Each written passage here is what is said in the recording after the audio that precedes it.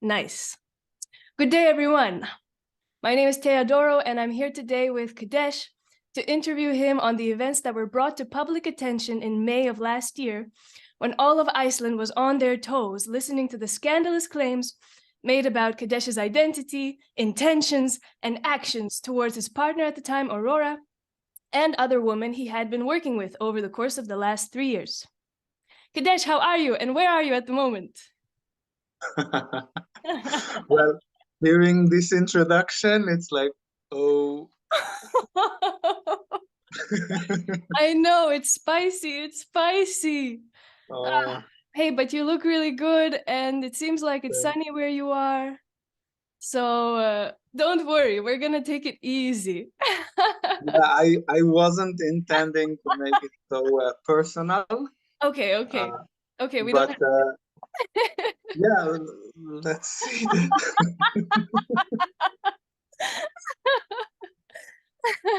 um, Ah, yeah, and I'm now in my home in Israel. wow, your childhood home? Or you mean your country, Israel? No, uh, the home I was building. Oh, wow, Yeah, cool. Nice. Okay. And so I know that you returned to Iceland in January. Are you hoping to yeah, come back again? Is this just a short visit to Israel or? yeah. I kind of fell in love with Iceland. I cannot really let it go. Okay. Okay, so we'll be seeing you some more. Yeah, definitely.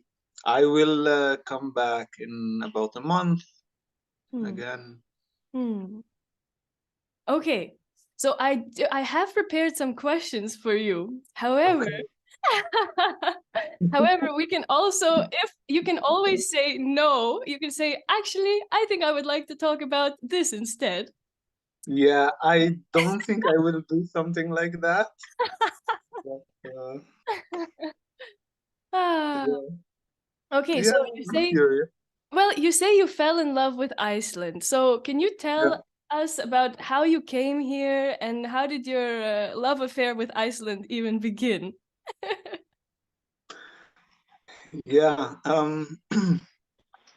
I arrived for the first time to do a week-long retreat for men Oh. in Iceland through a friend I was collaborating with, which was familiar with Iceland. And we were a group of almost 20 guys, and only one Icelandic guy. Wow. as as often in these types of workshops, it's like even if they happen in Iceland, the minority is often Icelandic. Hmm. Um, and after that, I traveled a bit around, and basically the I just I just fell in love with, first of all, the air was so, actually before everything, it just, I've, with the airplane still coming above Iceland for the first time, I think it was 5 6 years ago. um it just, hearing in my imagination, it's like you're arriving to the land of dragons, like Wow. something like that, inside a cloud that we were flying through with the airplane, Hmm. and going out of the airport and seeing this silver dragon egg with a Hmm. dragon tail, and Hmm. then with the people I meet, it's just this metaphor comes, or association comes often, and it took me to an interesting inner journey as well in that relation. But then also the wildness, the rawness of nature, and the purity of the air, and the water is even just like to take shower in water that is better than any the most high class bottled water you will buy. It's like Yeah, yeah, you're right. I think it even compares with Switzerland. Like, I think it might even they could compete in a competition, and Iceland might win. maybe maybe there is something still in Iceland. It's also the water. I I find part of the purity is uh, that is there is a glaze, something more like ancient of memory on this water or in their way of crystallization. Mm, mm.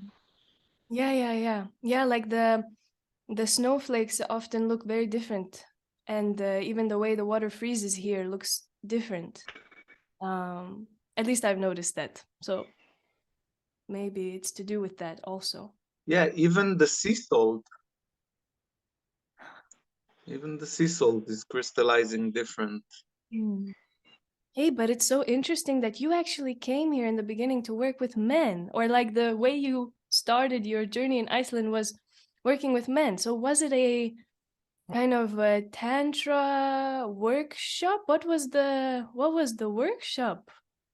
Yeah, something like that. I usually don't like to associate it with tantra because I find it like the tantra is referring to some traditions, Oh. which the modernization of the term, I find it not making justice to the actual tradition.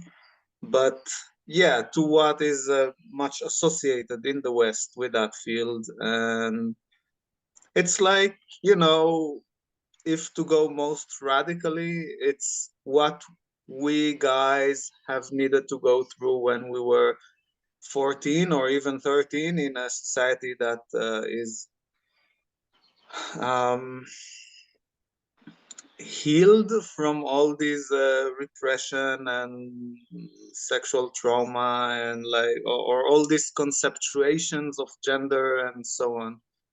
Um, but it's better later than never. Hmm. Yeah. And that was my first time. And then I came more times to do more types of workshops. I did also, for example, something only for women as well, things for couples, and also not in the field that relates any sexual associativity. Mm. I just came to Iceland, and when all this Corona um, thing started, I had to cancel a lot of workshops because I was used to fly a lot. Like I was going around about 20 countries in a couple of years, Wow. um, and I thought where to stay, and Iceland was for me the preferred place, both because my love to the nature there, but also because it's relatively not so far from my family. Like Hawaii is also a place I loved a lot, but it's really far. So yeah, Iceland, and some more reasons, but I don't. I think it's not interesting for whoever listens. Hmm. So then, would you say that your work is kind of sex education that we never received in the way that would actually be helpful for us? Or how do you see the nature of your work, and how did you get into it? How did you think it's so, you discovered it and then you thought it's valuable enough that you want to share it? And how do you perceive what you do? Oh, that goes then more to the past. I've been starting as a practitioner doing sessions one-on-one, way before becoming a workshop facilitator. Hmm. Um, Hmm. I used to study holistic psychotherapy. psychosomatic therapy, and bioenergetic healing, and the colleges I was studying in, there was, and I can understand in the society we live in, it's like you can relate to every part, but don't approach at all with the sexual parts. Don't come near that in a way. And what I've been noticing that is happening, it's like if someone wants to keep repression on the psychological aspect, or want to keep a stagnation on the bioenergetic aspect, or tension in the body, then it's the safest place to keep it, because it cannot be confronted, and like it doesn't matter what, it's like nobody can tell me I have that reversion, because nobody can prove me that, or confront me with it, because I can stay in that bubble of identity that society don't allow to like to encounter. So that's why I went into studying tantra therapy, because back then, 20 something years ago, it was the method that integrates the openness to also integrate our sexual piece shamelessly. Um, I mean, not in a provocative way, just without loads of shame, and looking at shame as something that we can go through, and not something to like justify or preach to. And yet at the same time, it keeps the integration, or the more holistic approach of the possibility of looking at us as souls, or just acknowledging of the spiritual aspect of existence, and not just um, the Yeah. conventional. Yeah. Yeah, we so often associate sexuality and the physical body as this animal nature, but actually it's one of our keys into connecting with divinity, and that is not discussed. Well, it's not experienced often. Well, my approach back then was that the aim is to come to greater wholeness, Mhm. and greater wholeness cannot, and also ontologically, maybe I would say, the body and the soul is not really separate things. Like there are these approaches that say ascend the body is filthy, the body is unholy, the animalistic, the id, um, comparing to the super ego or the higher self. And it just, my approach was more that it's the same thing, it's not separate, and it's just an expression of life as it is. And also the consciousness is an expression of the absolute consciousness. Like also the consciousness we experience as individual or as a specific self is not really existing by itself. Same like the body, the physical body does not exist by itself separated from the physical reality. It's part of matter in general. Same consciousness is just part of consciousness in general. And matter and consciousness are just two perspectives on the same thing. That's why they mirror, like the, but the body part can be, or the physical part can be used as a map to understand the form of what we experience objectively as consciousness. And therefore, approaching healing towards the body is also a journey towards self-awareness, cognitively and psychologically and spiritually. And So, yeah, so just the sexual aspect is just another part of it. and then when you got to know this field, you began working one-on-one, integrating your other knowledge with this, and would you mainly work with women or with men and women, or how did you begin? Because I know you've told me yourself you're quite an introvert, so maybe that's why you didn't start with guiding big groups, or uh, Yeah.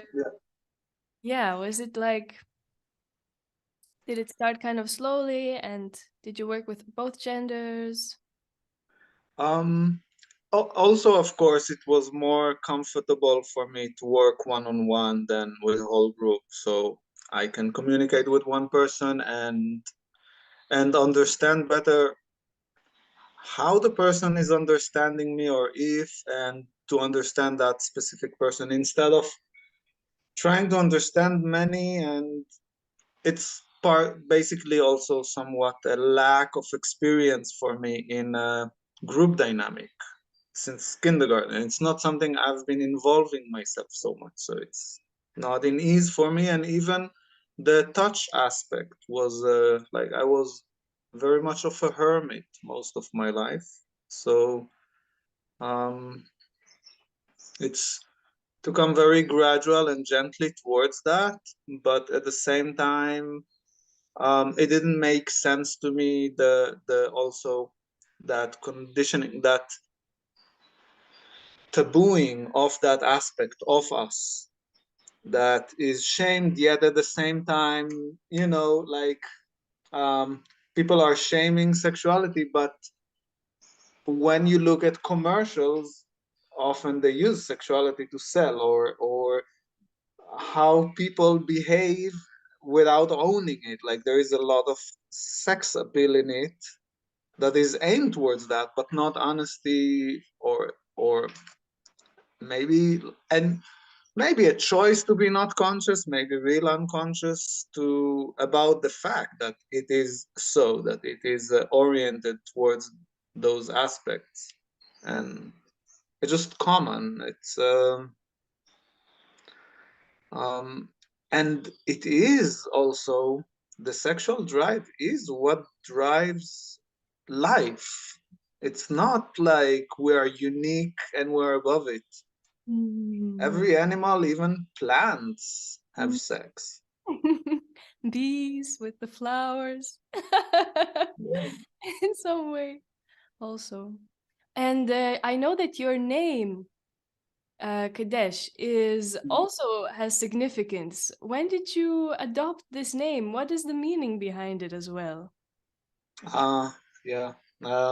After some years of facilitation, um, it's just like a title that um,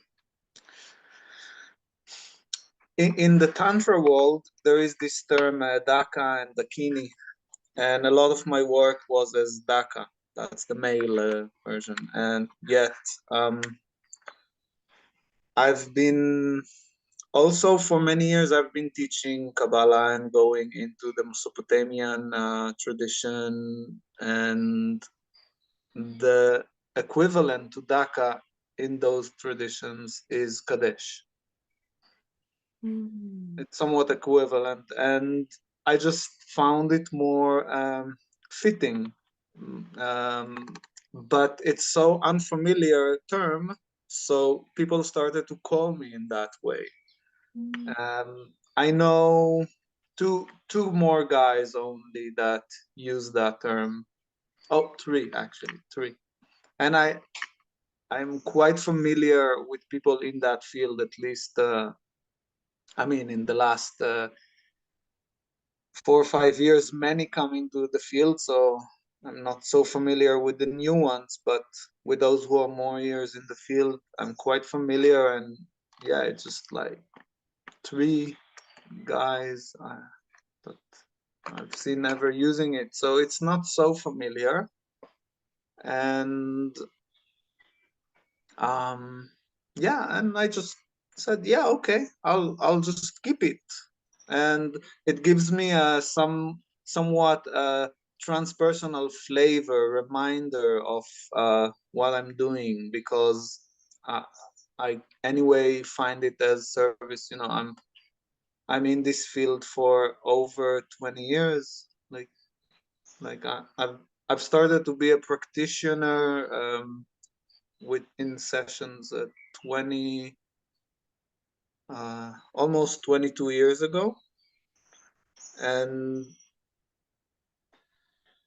it's just like with time the excitement about this field just like, yeah, it's okay. I mean, I'm just staying because I see it is serving.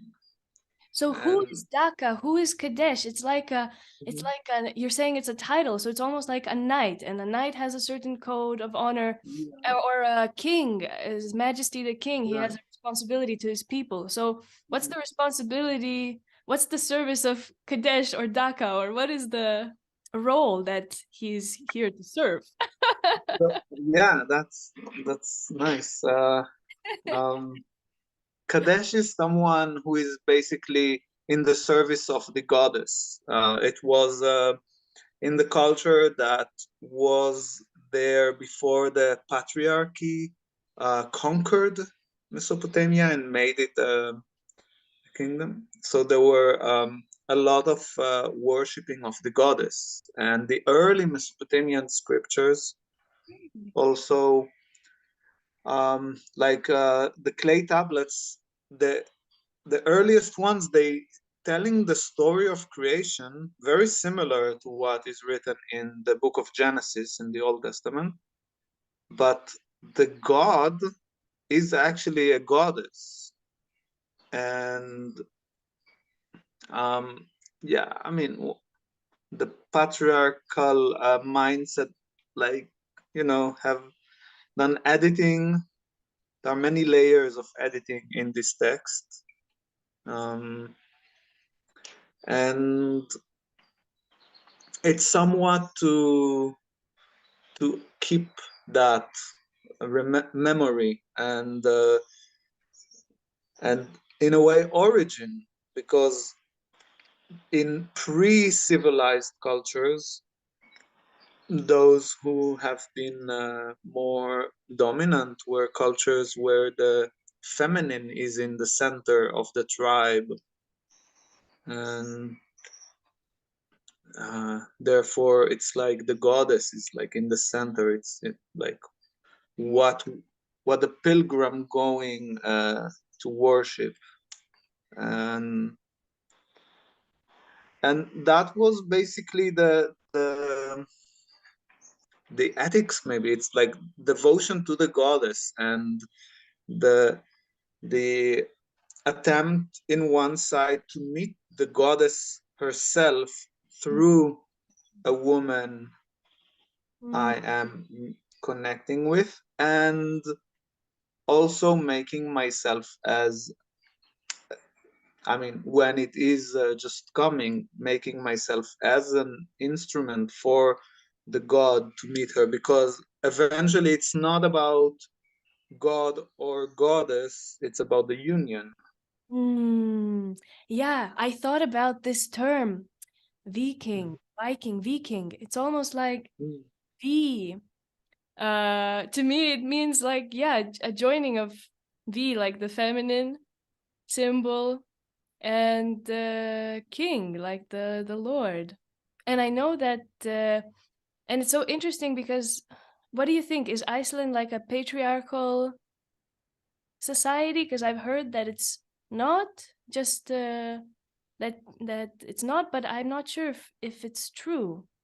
Mm. Um, how have you experienced Iceland? Because I feel like a lot of the traditions that created Iceland have been lost. Like I've heard that Vikings used to take mushrooms, for example, before battle, and this is what made them very successful in battle. Whereas, of course, now this is a little bit taboo, this topic of consuming mushrooms.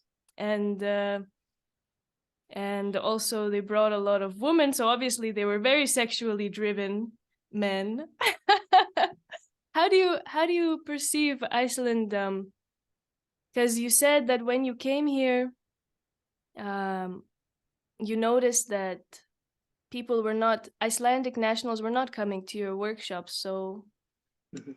there was a gap in this exploration of goddess and god in terms of sexuality and everything. So Yeah, yeah, it was interesting.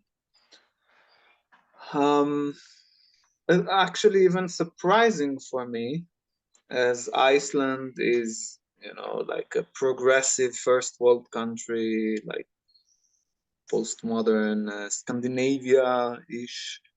Um, and I've been teaching in over 20 countries in subtotal. And I would say the Icelandic culture is the most closed culture I've met towards that topic everywhere in the world. Like, like much more. And that was very surprising for me. Um, and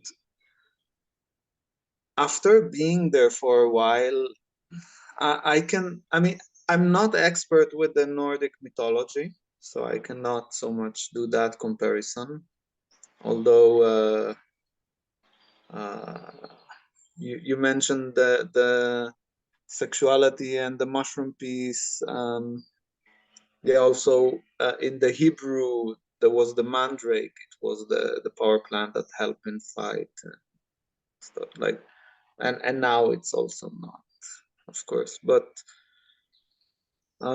so there is generally the fear of the collective from what would challenge the narrow-minded familiar zone, because it to stay in that narrow-mindedness give a sense of control, even though it's an illusion to most degree. Still, it calms the nerve system, the anxiety, and but I guess in Iceland, and again, that's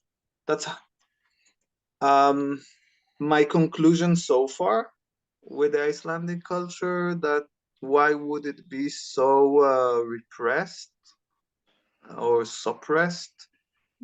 Um, it seems combination of several aspects, because I see among young, uh, there is actually encouragement from the adults to be sexual, because we need more people in the country.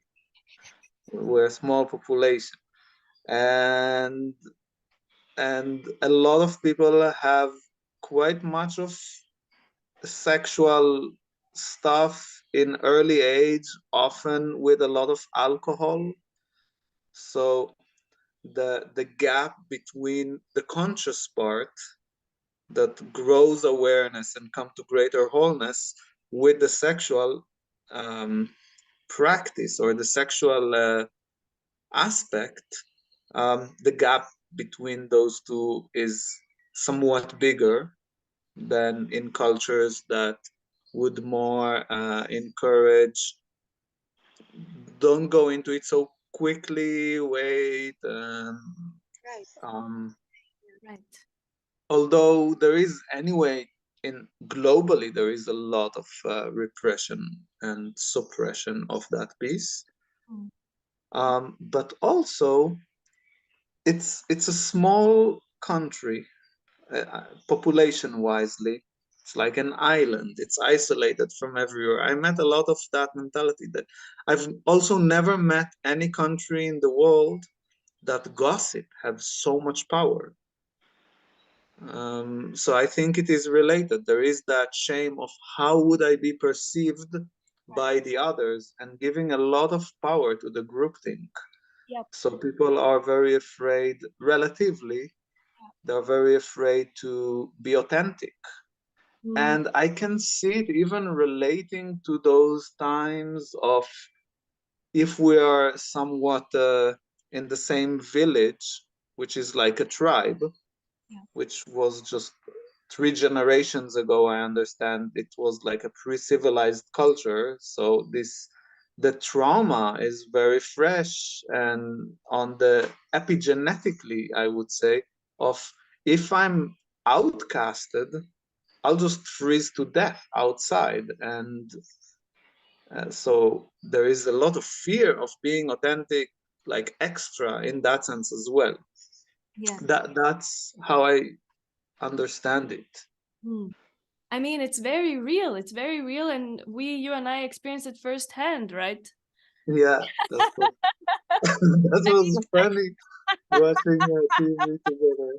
I remember you were even like you couldn't even find a place to stay. Nobody would allow you to rent a Yeah, place to stay. yeah, So yeah, and the job also, of course you like, couldn't work, you couldn't do anything. Yeah. and also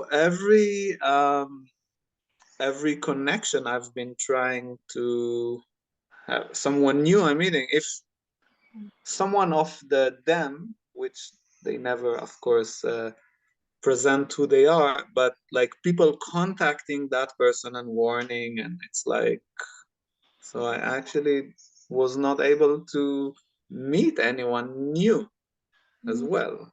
Mm. Yeah, yeah. And then public places, you were probably getting looks too, maybe. I don't know if you ever felt Yeah, that I scene. don't know. I don't go much to public places anyway. Um, I wanted to ask if before then starting work here, you ever mhm. encountered this problem. Did you ever have this problem in the past? I know this is a sensitive field you're working in, and a lot of Yeah. people who work in this field experience similar things at some point, especially if they reach prominence. Um, However, was this your first encounter with something like this? so I don't think a lot of people in that field experience that until in the last couple of years. I think it's quite new. It's like a fashion of Mm. um, a bit like male witch hunting started. I think in the Corona time. The Me Too movement and Yeah, this. it's the second or third wave of the Me Too. It's like the last wave of it that was mixed with the Corona. It some so looking for yeah, men with power to kind of crucify them, to scapegoat them, or more to say.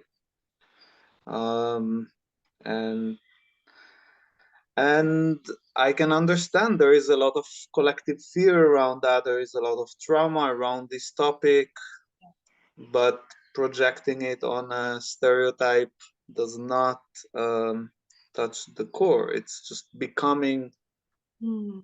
becoming what originally feminism was. Again, it was for equality and not for revenge and making exactly the inequality to the other side. Um, and it's interesting that it's most the yeah, it's very strong in Iceland. I find it's the most percentage of the like raging, feisty, even militant, like raging feminine, uh, like is very encouraged since high school. It's like as a teenager woman, if you want to do something good in the world, so stand up and fight for the rights of women that are suppressed by the patriarchy. Right. But Right. uh, it's based on a lot of Mm. um, twisted reasoning, also from statistics. It's Right. like Yeah. Yeah, yeah. I was thinking, I understand what you're referring to about wages and things like this. But I was when my friend started getting pregnant, I was thinking I understand certain realities because when a woman gets pregnant, she leaves. Um, So it's kind of difficult to have a female employee. I mean, Yeah. I'm not saying that's why you should discriminate necessarily, Mhm. but things are not so like black and white and evil and good, guys. And Yeah, yeah, there are both. I think there are both things. I'm sure there are many women who experience some injustice, and I'm sure there are many men who experience injustice. It's just like to genderize the problem. right, You know, as being in Israel, like seeing the government, this idea of identity politics. It's like we are Jewish, they are Palestinian, yeah, or Israelis and Arabs, or um, from Europeans or Middle Easterns. Like there are many memes that are implanted into the collective yeah, for basically creating division. And the most basic approach of how to control the herd is divide and conquer. yeah, always. So, what I find in Iceland, the most dominant is all the gender division, like because Yes. Sorry, I just wanted to say that the thing is, if people did not divide themselves, they would not be divided. You know, because because a powerful person creates yeah, a certain impulse, and if the people follow right, this impulse, then yeah, they're gonna stand up against each other and start fighting. yeah, But that's just their own prejudices coming alive. Um, yeah. The government that encourages these divisions, they are just mirroring where the average of the collective in a way. yeah, yeah, Yeah, where and the root problem is I find the education towards stagnating in a specific identity and not growing up from it. And that identity, yeah, can have a nationality or race or a belief, whether it's religious or atheistic or whatever, but a belief that defines the self, or gender. It's just like one of those things as well. It's these self definitions, holding on to them as if that's really me. yeah. And you were coming back to Iceland. I wanted to hear what you wanted to say about gender roles. Was that what you were referring to? Um, so gender is just I find this type of division is the dominant and main one that I see in Iceland, that is encouraged to create us and them. Oh, interesting. It's not only the binary, like male female, but also it's more like male and then female and the others are together in a way. Because in now the fashion now is that the male is symbolizing the negative aspects, and Hmm. but of course there can be also seen feminine immoralities. Um, in Israel, they are all very much used. So it's in a way Iceland is more peaceful in that sense.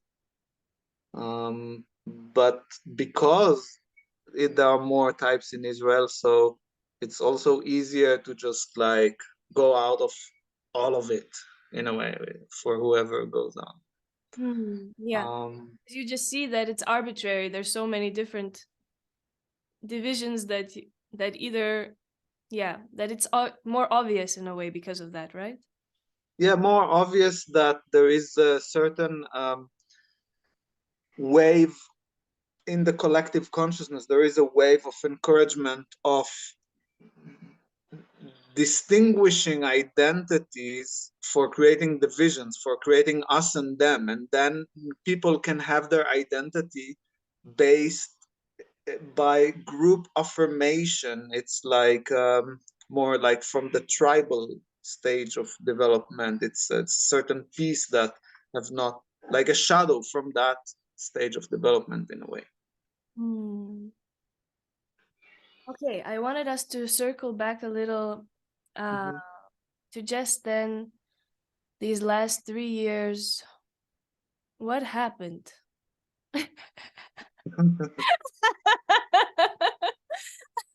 Because your side of the story was not heard. I don't know. Did anyone ever Mm. call you to TV to ask what happened? Like, why? Yeah, who you are and what's your story? Is this all true? And, Of course not. So you just got to hear about yourself on the news, and that was it. Yeah, yeah. Yep. It was creepy to see what legends are told about me. And so quickly, it's in my lifetime that I see legends that become so far from reality. Yeah, you become a mythical being in front of your own eyes. Yeah, Oh. yeah, yeah. There was also a very heartbreaking piece seeing my ex-beloved there also uh, cooperating with this demonization of um, yeah, of my image. That was the more difficult part. With all the rest, I more looked at it as entertainment. It just was so absurd that um, yeah, but seeing someone that I've been so close with, and we were thinking to get married, and we were intending to have a child together, like to make pregnancy together, like we were on it.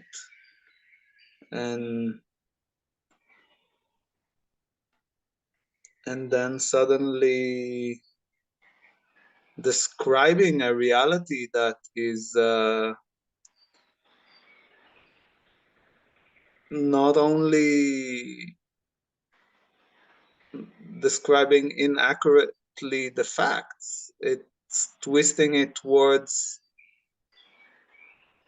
an image that kind of justifies all this demonization. And it was for me a question of like, can I trust if I fall in love with someone? Yeah. Can you trust this person? Can I Can you trust trust a anyone? person? Can you Yeah. trust anyone? Yeah, that is really painful. Did you feel it coming, however? Because I know that, I mean, I arrived in Iceland 2021 December, and I met you February 2022. And I was like, I mean, your event, your ceremony has brought so much to my life. I'm really grateful for you and for the work that you do. And the thing is that, um, however, already when I was starting to get to know people in Iceland, I was starting to hear rumors that I Mm. have to be careful with you, and that things there are and the thing is, I would always say, don't tell me. uh, with a lot of things, I would say, don't tell me, I don't want to know, because I know these things come into your brain and they grow. Mm. So I was like, you Yeah. know what, if I have to find something out, I'll find it out myself. And Mhm. however, the atmosphere was there. So were you sensing like this tsunami? Obviously, you were working with women. So were you aware that were some of them getting upset? Like, where does the pain come from? Where do you feel that? Where was the pain triggered? Were you aware that there was some pain being triggered? And were you like, how were you dealing? Yeah. What was that? Because I know sometimes it's not obvious. We sense something is happening, but we think we have to do what we're doing, and yeah, how Were you seeing the tsunami approaching? And because I know that even before the big media outlet occurred, you had to leave Linda's place. No, I didn't have to leave. I wanted some time alone. I Yeah. was in the community for a long time, and I just felt I need to cave a bit alone and be without interactions. So that's when I decided to take a break. And I was looking for somewhere, and but then exactly like 2 weeks after, suddenly the media was flooded with things. Yeah. I guess people have interpreted it that I'm guilty of something, and now they have opportunity to attack the concept that comes through me. I mean, I understand it's not personal in essence, but I am the only one that symbolized that, so it was kind of aiming at me. But it's their fear of what I was offering to society. Um, and yeah, a lot of them don't really know me, um, and have never wanted to hear my side. Actually, even my beloved, that's why it ended. She was not willing to communicate, to interact. She didn't want to, like, um, yeah, I don't know if to open some more personal. We don't have to. We can, well, however you feel it, because we know that it's always sensitive because everyone who experiences a certain experience will have their perception of it. And so we know that we have to be aware that uh, when we say this happened or this happened, we might be Yeah. questioning another person's truth, right? However, Yeah. we also have to stand up for our truth. So um, you can just tell me maybe your feelings throughout this process. Did it shock you? Maybe this is what I'm referring to. Mhm. Were you shocked because you were feeling like you had good intentions?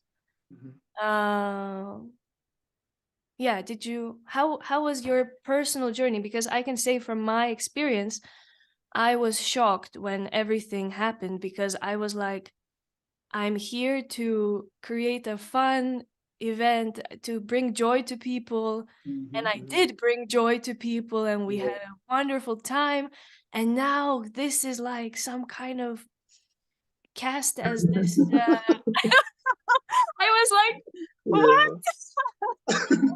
It really shocked me. And like you said, like I was laughing too, because I didn't take it seriously until I saw the consequences of everybody else, taking it seriously, Yeah.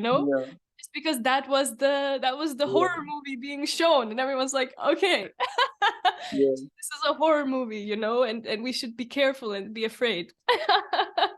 Yeah, there are some people who make their career upon spreading lies that are Okay, provocative.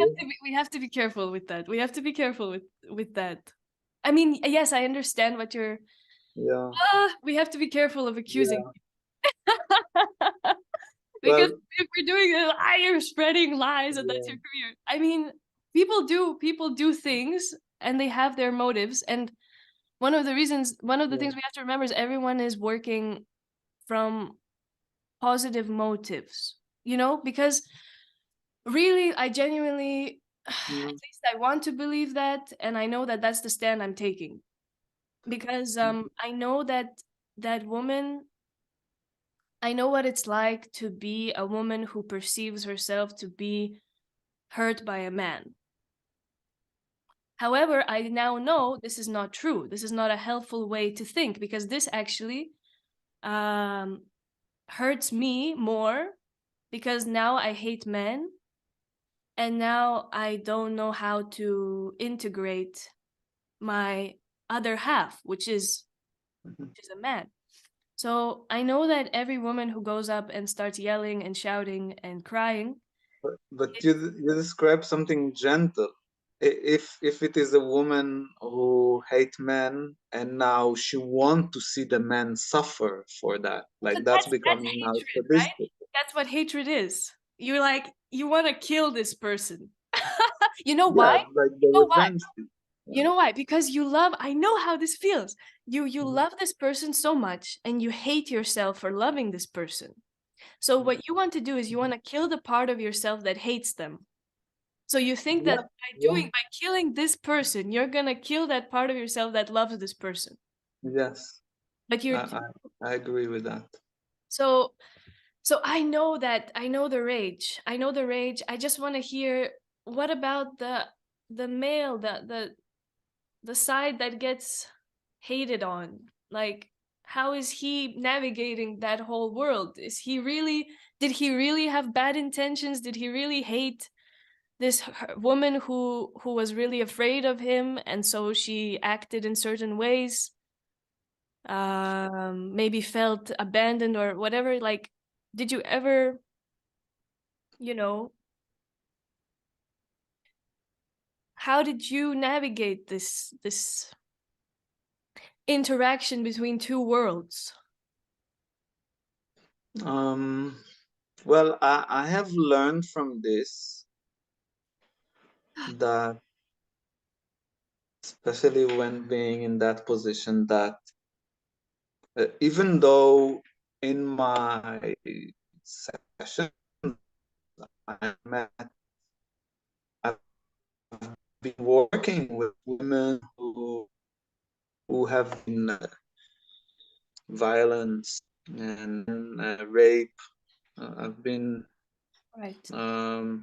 like some healing cases, uh, like observing some healing processes happening, like with some women that I was with them in that process, that they came to me as clients.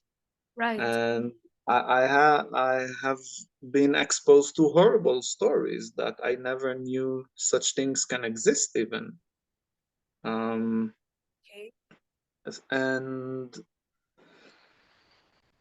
so I know these things exist. And often when a woman was telling me about a guy that was violent to her, because I met women like that, I have learned to believe that such thing exists, because for me it was so far out. Like, why? How would a man behave like that? For me to meet it within myself.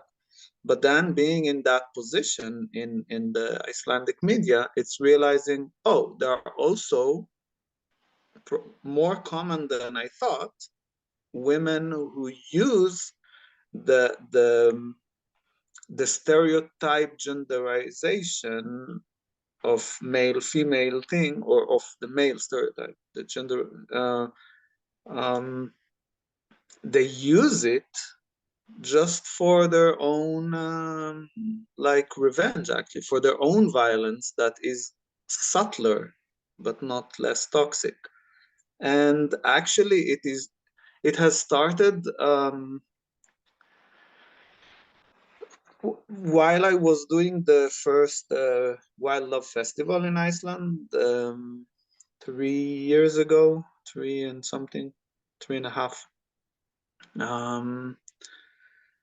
I've invited a facilitator from Scotland, that because there were no facilitators from here to do stuff here, like very, very few.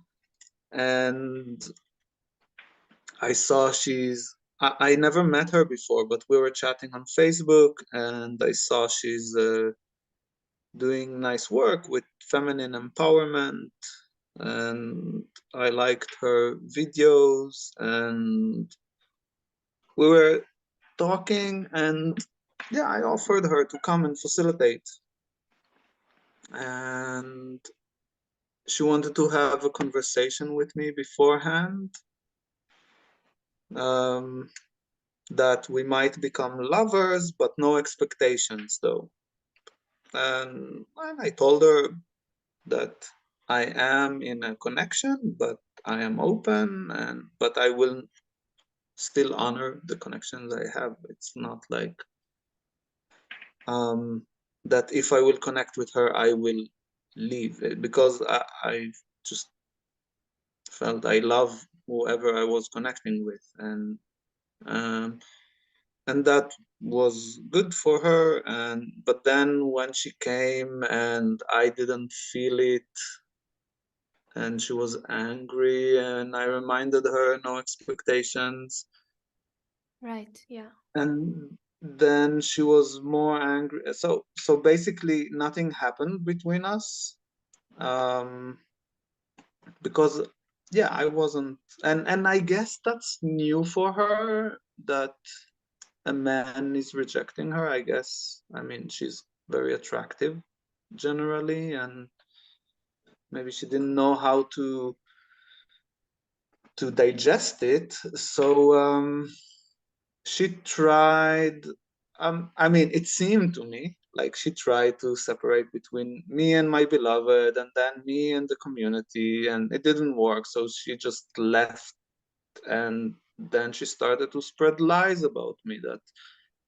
I was raping, that I'm hiding in Iceland because I cannot go to Israel because there are many police cases against me. There are 3 active police cases against me in Iceland. Like, she was saying this stuff, and it's all lies. But what I've noticed is that women in Iceland that are in this field started to ignore me, avoid me, turn their face away from me, if if we, like, there was a woman that we knew each other quite closely, like we were interacting very closely, but after these stories, she just, even if I say hi from half meter away, she would just turn away her face as if she don't see me. And it was for me like, that's weird. But it's first time I've experienced the power of gossip, like the negative power of gossip in Iceland, I know what. and it became a thing. And I guess it's like group of women, like feminine empowerment, but for feminine empowerment, I guess they needed a masculine projection that would be the scapegoat, for demonized scapegoat for their shadows they project and not wanting to own, and without really knowing me. And I guess this group of women also did a lot of social pressure on my ex-beloved, because it seemed to me she have a lot of tendency to want to satisfy the group thing, like, Well, okay, I understand now. I understand the complexity of this. yeah. So the thing is that, unfortunately, most of our problems come from Mhm. hidden lack of self-worth. So for example, let's say, and actually sex is one of the, it's our power. It's the power of men and the power of women. Mhm. So in a way, this is how we feel powerful. So if a woman tries to seduce a man Mhm. and she fails, this is like same for a man towards a woman actually. Yeah, Tries to seduce a man and she fails. yeah, rejection is Yeah, this is like painful for the pride. yeah, because we take it so personally. Yeah, If I yeah, yeah, if we have low self-worth, with which all of us to some degree have, yeah, we all want yeah, to conquer the world and be the most the one. person who can take anything they want. Yeah, And it's almost like the harder the prize, the more attractive. yeah, we all have this narcissistic part within us still. We all have been 4 years old. And in a way, if we fail to, yeah, if we fail to get what we want, this is like an attack on ourself. And this actually then creates a choice, because either we go to God, meaning we say, I know what is not meant for me is not for me, and I don't have to take it personally. I don't have to feel offended. You're like, I don't have to feel upset. Like, I can feel upset, but in the greater scheme of things, I can trust that this is not a personal offense. This is a gift. Like, I shouldn't be involved with this person if they rejected me. I mean, if one part of us as a collective consciousness, as a collective, Yeah. if one part of us is saying no, that means that both of us, it's a no for both of us. But when Yeah. we go into separation mode and we let our ego take over, yeah, we can get really angry. So at first we start to try to like rope this person in through manipulation or whatever, and then if that doesn't work, we can go completely crazy and try to get revenge. And Yeah. this is true on all aspects, you know. Just Yeah. that. I see it as avoiding the heartbreak. And also heartbreak is not personal, but that's the way to grow. Yeah. Like to grow emotionally.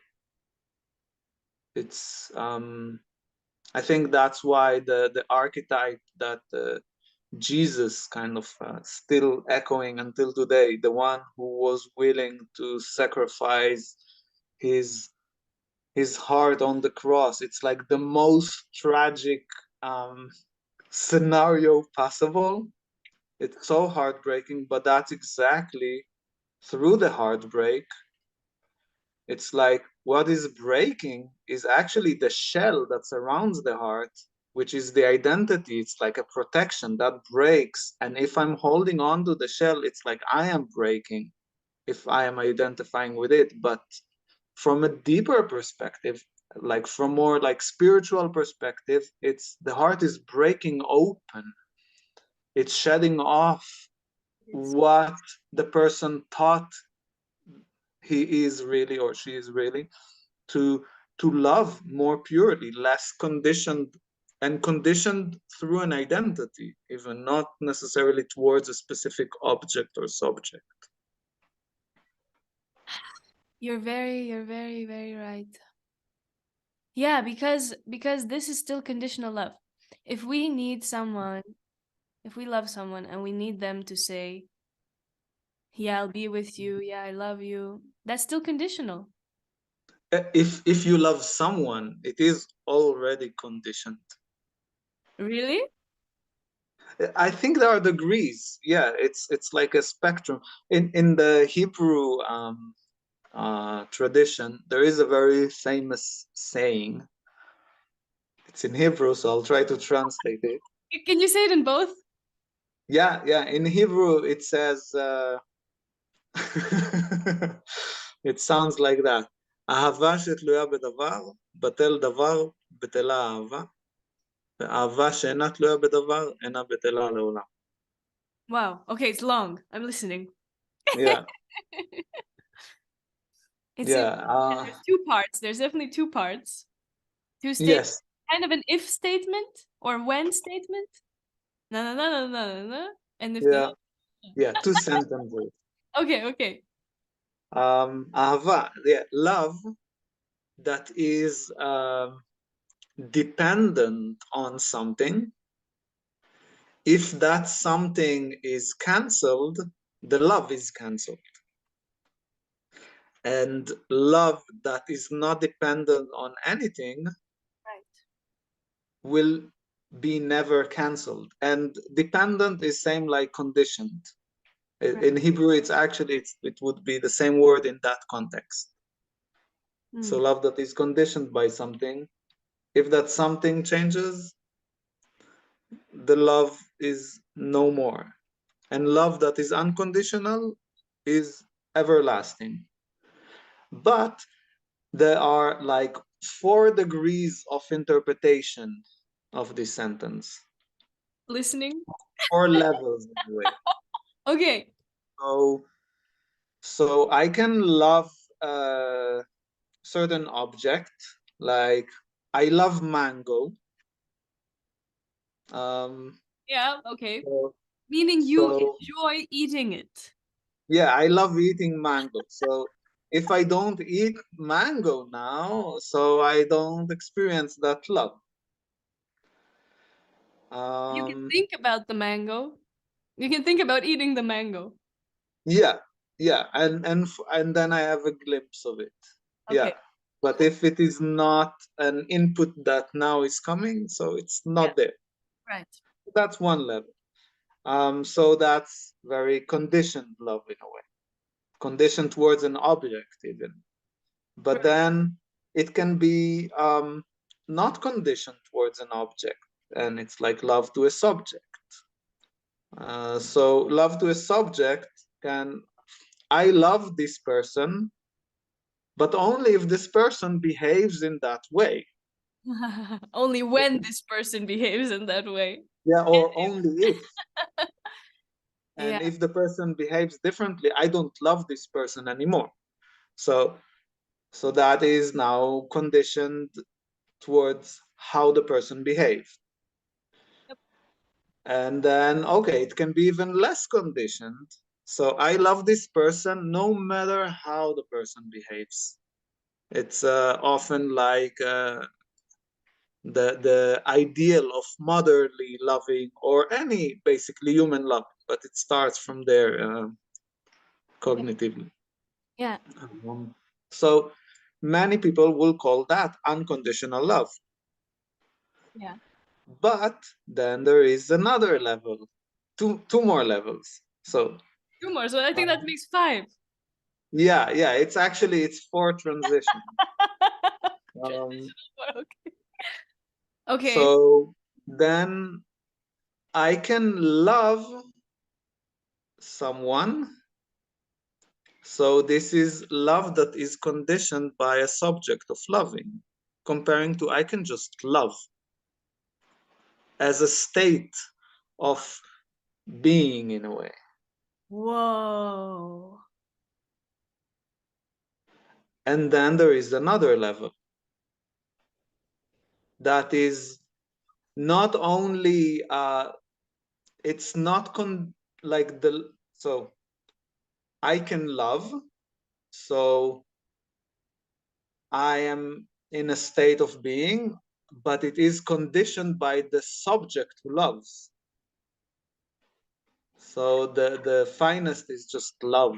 There is no one even that loves because there is nothing but love.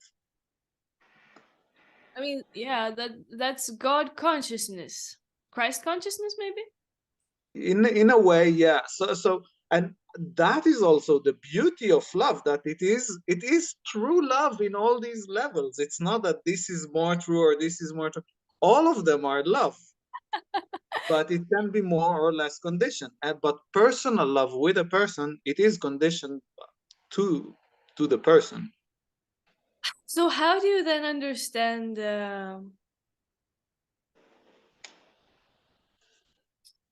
being together with a person? You were thinking Mhm. about this. You were thinking about marriage. Yeah, we were Do you mean that we were this? saying it, so. Yeah.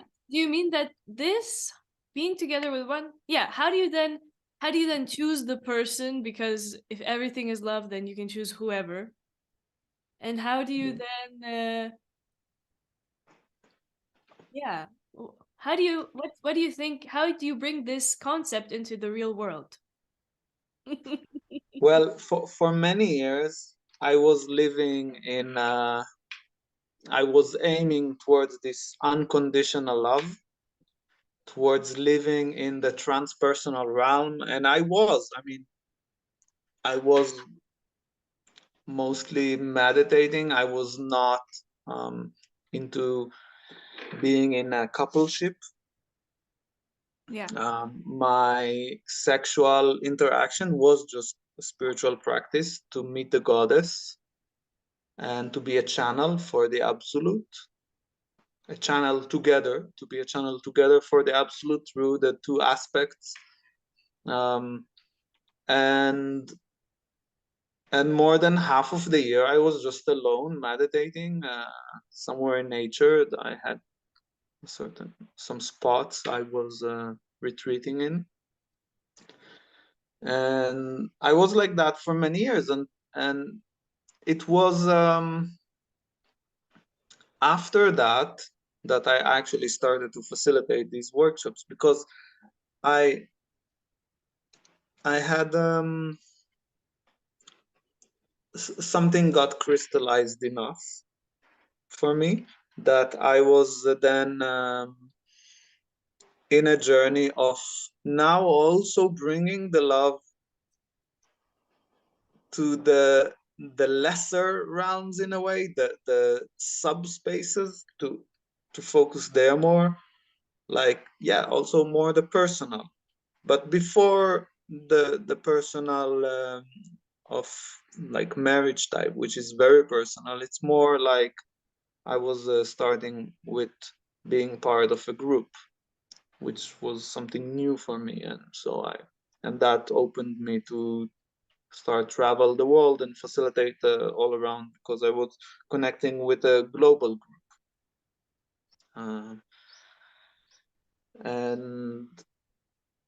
And then along that journey, I understood that even a denser piece of that would be to connect with one. Yeah. And Mhm. like to have like a covenant for life together. And yeah, we were announcing it to each other, and it's first time I went so deeply into that, and that's why it was so also painful for my heart, because it was new. um and Mm. also uh I mean, also a great teaching of what exists. Yeah, um extreme version. I, I'm just laughing because that's how I felt when I was going through it. yeah. Uh, although I'm sure, like, there's levels, there's very big levels. Like, where, this is Iceland, it's small. We just had like a crash course it's Yeah, almost like a lab experiment or something. it's easy to come to be in the news in Iceland. uh, okay, so having lived all this, who is Kadesh today? Who is, because I know you abandoned this title for a while. Yeah, I know you yeah, I because I know why. Because I mean, like, I guess I know. I can assume why. why? Well, because feeling like I don't know, feeling like your gift was thrown into the trash and stepped on, you probably also didn't think it was worthy of gifting to people anymore. Yeah, there is something to that, definitely.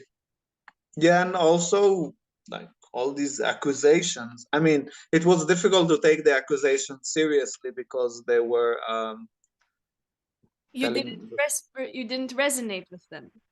No, no. I mean, I was open to receive them as truth. It was difficult to take them seriously because they were saturated with actual lies that are told as facts, like that this happened and that happened, so, Right. which are lies. You knew it. But I still wanted to take that feedback, these um, um, the idea that, yeah, maybe I am such and such, and just like to have some time to contemplate about it. So I came back more to the personal part, because there is also more the difficulty in the shadows rather than in the transpersonal. Yeah, it's unconditional love, but where is like actual the actual person, like without the bypass on the persona. Yeah, exactly. Yeah. Um, so yeah, I took it for a while, and it was interesting learning. Um, and I think very important.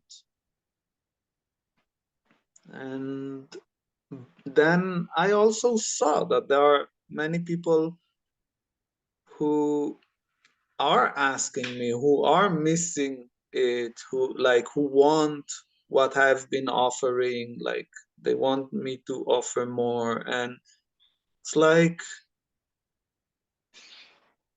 then it brought me back to why I stayed in the field for the last decade, because people are asking from me to do this stuff. There were actually many times I thought to just leave the field because I find myself quite sensitive to these like being uh, how to say an object for people who are afraid or have some tension, like to object to project on their shit. Well, you were basically, because you're sensitive like all of us, you were being Yeah. affected by negative judgments of you.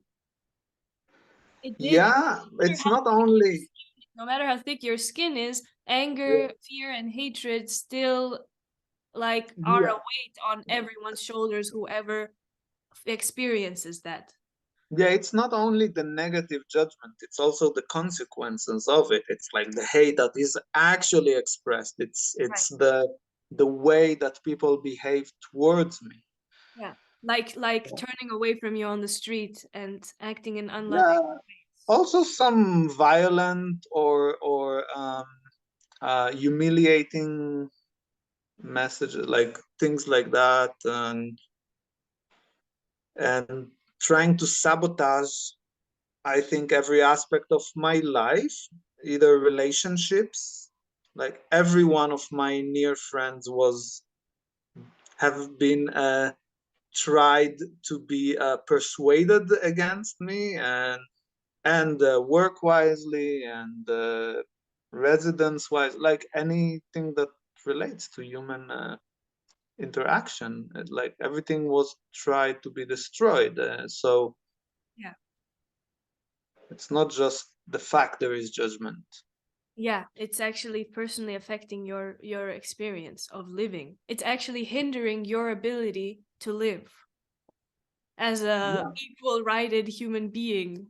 yeah, yeah. With equal rights, like every feminine being and masculine being, and hopefully one day is also dolphins and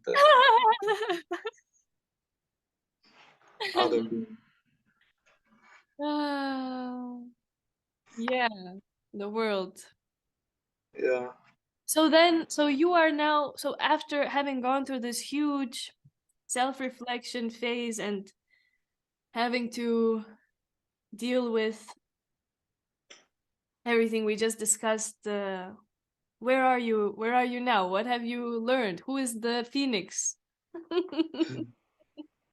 Uh,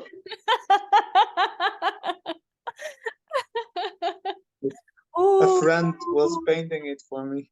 amazing. He gifted me. Yeah. Oh, and the sun is with the phoenix together. Yeah. Yeah. It's here. It's not in Iceland. um.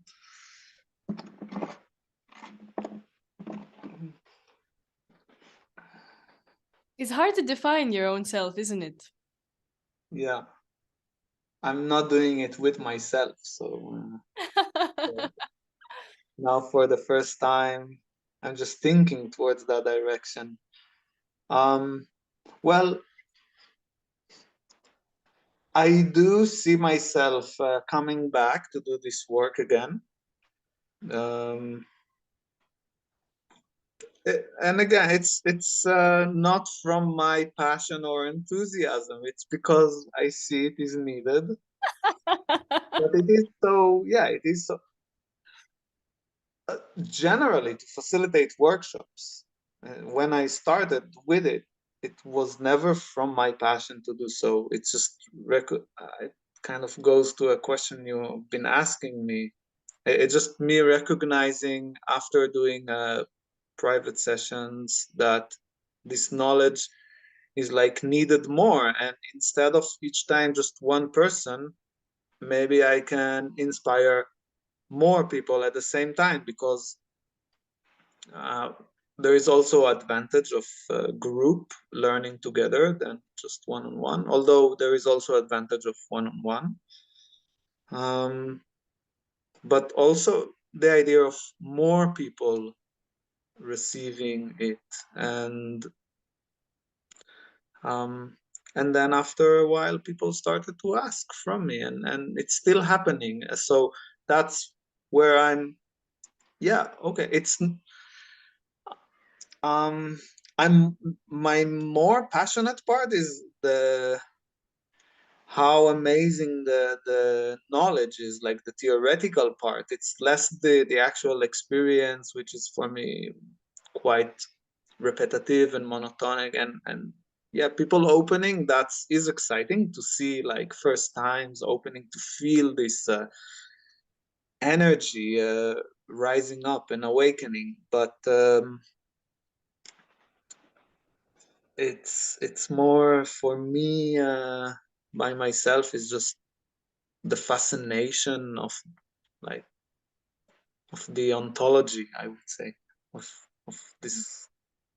Yeah, you have an inner scientist in you. You're passionate about the science, and then you know that people will benefit from the science, so you bring it to them. Yeah, but the way they would benefit from what I've learned is less about learning the intellectual part of it. Very few would also from that, but most need an experience that have less width of information in it, Yeah. but more depth of something specific. And that's why I'm facilitating, basically. Yeah, you're right. It's like a church. To me, it's like church. By that, I mean, you can read the Bible 10,000 times and you're not really going to understand personally why these certain values or topics or ideas are important. You can even misinterpret them.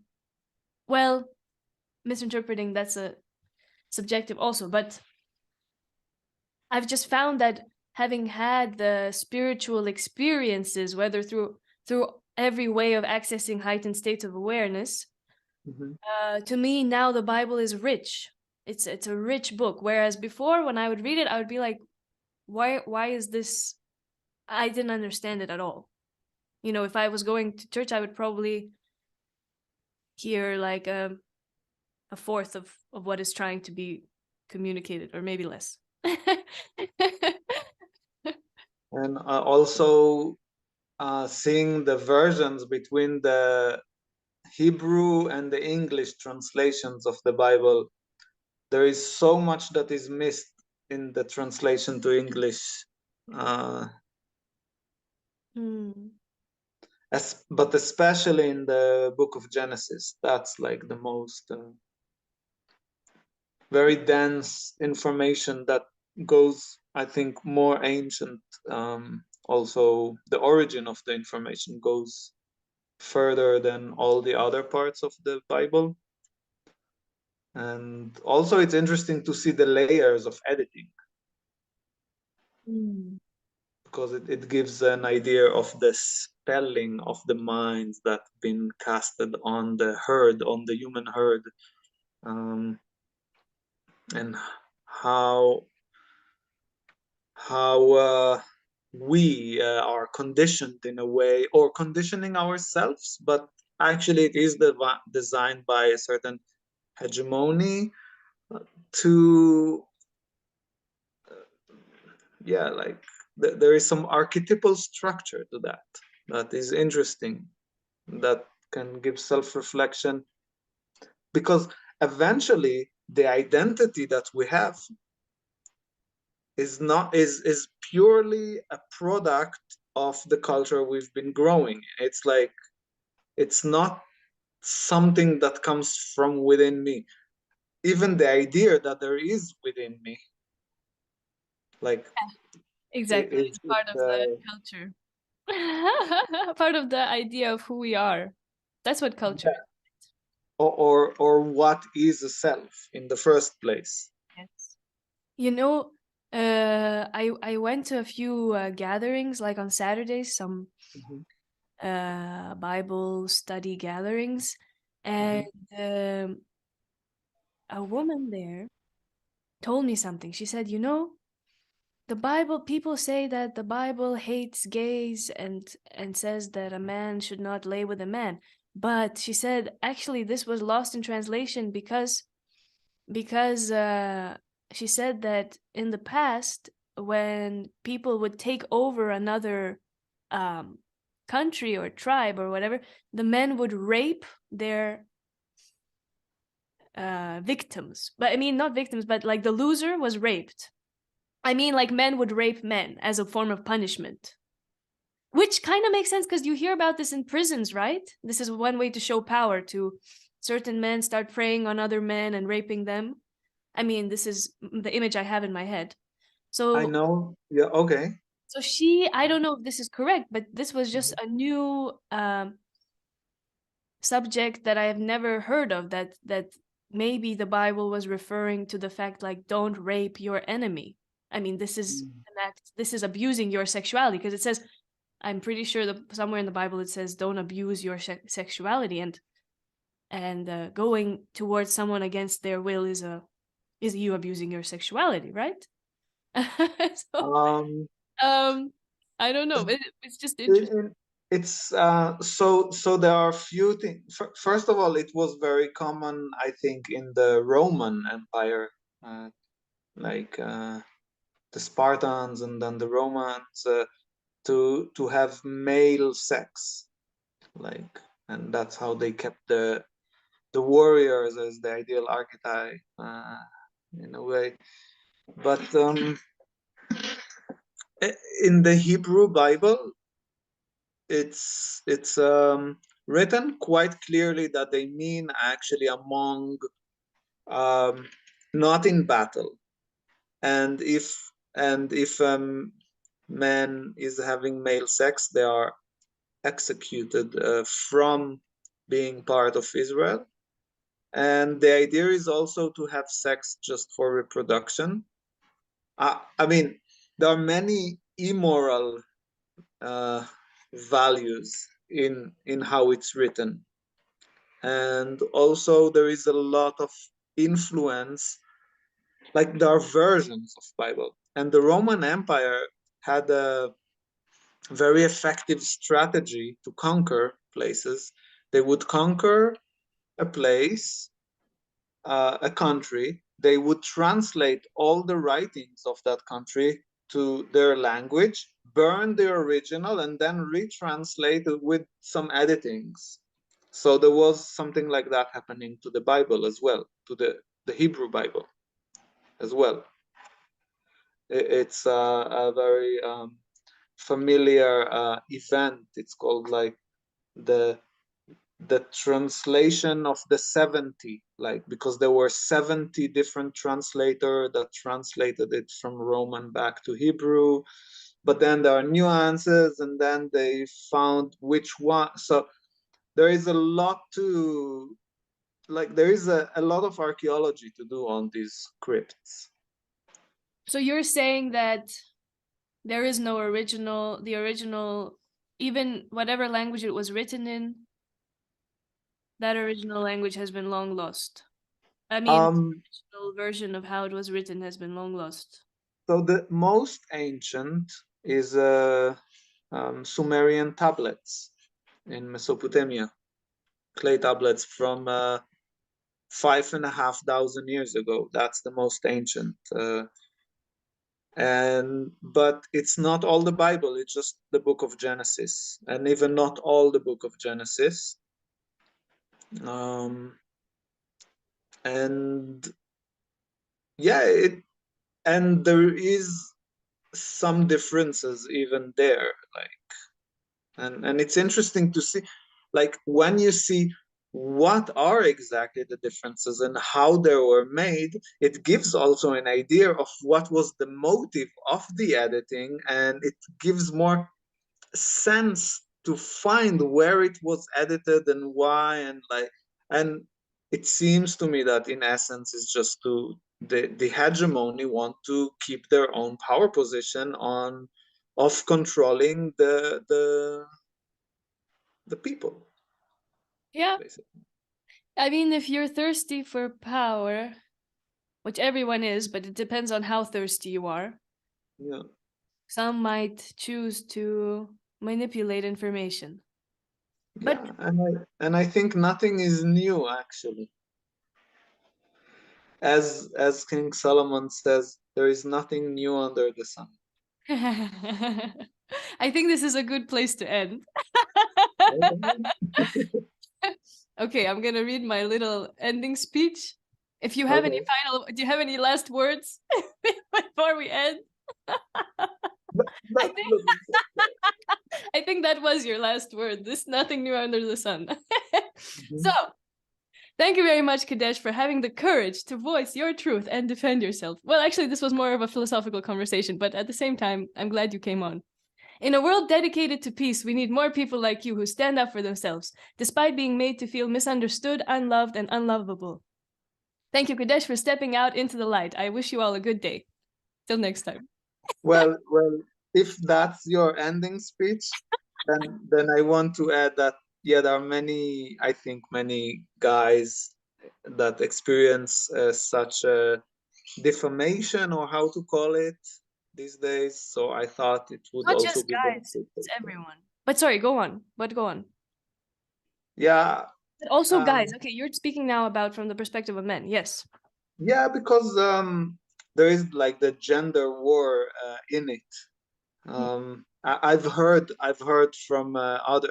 I don't know the Icelandic news, but that's some women told me actually. Interestingly, women told me that yeah, like they are hunting guys in a way. So it kind of also gave me some encouragement to. I see people are somewhat cautious to speak up and sound what goes against the conventional narrative, and yeah, it's probably just people, but it seems like the current fashion of the demonized stereotype is the white male in a way, Well, heterosexual male. I mean, Yeah. there's just a genuine general Mhm, awakening about what it means to be a villain and what it means to be a victim. And mhm, the reason I know it's really important that we speak and we share our experiences mhm, is because yeah, I know that there's a lot of people who have had to suffer um having their reputation destroyed, and a lot of them uh were innocent, and it's really hard to stand up for yourself when you're made to feel guilty, because it can destroy you, you can take it on. And the reason I say this is I remember I had this experience when I was 12 or something, or 15. I was accused of stealing. uh, mhm, I was in this sports club and there was a VIP section, and everyone gets towels, they're all the same. And when I came in, I saw, I changed and I was about to go up to the gym, and there were some towels and I thought they were mine. So I threw them into my locker, only to realize, having thrown them in my locker, that my towels were inside my locker. So mhm, I took out the towels, I threw them into the basket, and I went upstairs. Now what happens is, a few, I don't know, 10 minutes later, the receptionist comes and says, "Hey, there's a lady, she's missing her key and her towels. Could it be that you saw something?" And I said, "Oh yeah, of course. I'm sorry. I threw them into the towel basket. It's in the towel basket. I thought they were mine. Sorry." And she goes down. I'm still working out because for me it doesn't matter. It was a mistake. Who cares? I'm still working out. She comes up again 10 minutes later. "Hey, um, your towels. We're looking everywhere. We can't find anything. Like, there's no key." And then it dawns on me, probably when I threw the towels into my locker, the key fell into my locker. Mhm. So I'm like, oh shit, of course, I know what happened. Let me come with you. So I go down, I open my locker, I see the key. I'm like, here you go. I'm so sorry. Totally didn't realize that this is my, that I didn't have the key. Mhm. And the ladies are like, oh, don't worry. And the lady whose locker it is, she is one of the richer ones. So she rents her locker. So Mhm. it's her personal locker. So she has all Mhm. kinds of things there. Anyway, but she is like, it's okay, don't worry, I totally understand. Like, it seems, feeling wise, it seems totally peace. Like, Mhm. obviously, I explained, sorry, I thought this was my thing, it fell by accident. She said, don't worry, I'm sorry too for disturbing you, whatever, it's fine. So, because I don't perceive this as a bad thing, I forget about it completely. I don't feel guilty because there was no intention to steal. So I forget about this event. Next day, my dad calls me. Mhm. Uh, what's going on? I'm like, what? The Do you have something you need to tell me? I'm like, what? Basically, this lady, I don't know, maybe she went home and she told her husband. Now she told the whole sports club that I was stealing. They're gonna sue. They Mhm. wanted to sue me, and the director is thinking of like expelling me from the sports club. And when I went in to talk with with this director of that sports club, I was seen as guilty. Mhm. So she was like, I was like, okay, so what do you want to know? And she was like, you have to tell me like what you're doing, or she was like, she Mhm. was already convinced that I'm guilty. So I had no idea what to do. I found myself stumbling and feeling suddenly guilty, feeling Mhm. so afraid. Like the guilt that was projected on me was so intense that I became guilty. Mhm. And I understood like why defendants can't defend themselves and they need a lawyer in court. Mhm. Because sometimes it's so hard to see your own innocence. Mhm. Um, so I know that, yeah, this whole victim villain conversation is so much bigger than just men, female, male, female, uh, you name it. It's the topic of the whole world right now. And we know that, war and all kinds of things are happening constantly. And I know this is a very important topic to find peace in. Because as long as there are victims and villains, we're not gonna be um, having a world where we can be peaceful together. Especially since you can have these events where really innocent people are shut down. I really believe by now everyone is innocent, even the people who lie. But that's a whole other topic. Yeah, I'm sure everyone find the way to tell themselves their good meaning intentions. I mean, even if it's true that there's a population out there who have decided that they need to kill the rest of us, which totally Mhm. could be a conspiracy theory, um, they probably really think that humans need to die because we're killing the planet. Yeah, yeah, the depopulation, yeah, can be just in that way, and Okay. also of the hegemony. Yeah, ah, okay, but yeah, we have to be aware, and we have to be aware and not assume anything. Okay, Kadesh. well, it was fun. Yeah. I feel like we need another ending speech. Do you want to make an ending speech? I do, but how about a short bathroom break? Okay, go. Yeah? Yes, go. I'm gonna play some music while you do it. Okay. Or I'll cut it out. I might play some music. Okay, everyone, we're back in a bit. Okay. I mean, like, I'll play the music here. I'm coming back.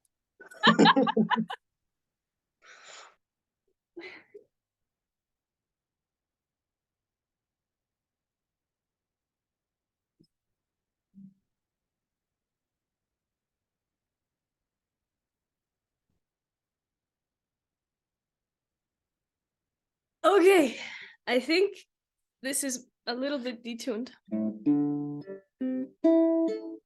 But while we wait for Kadesh to return,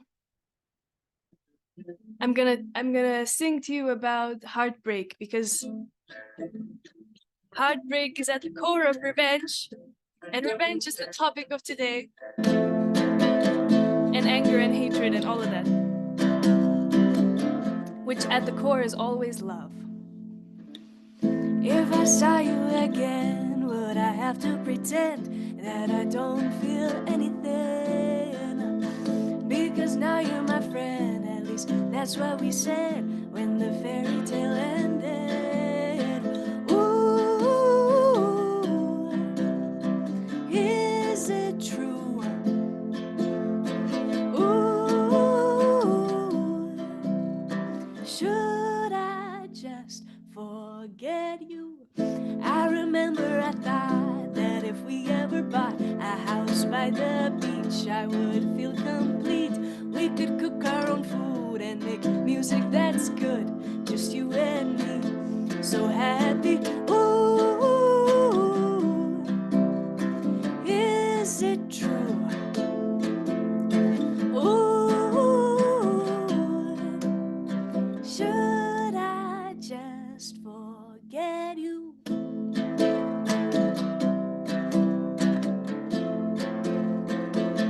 Forget you.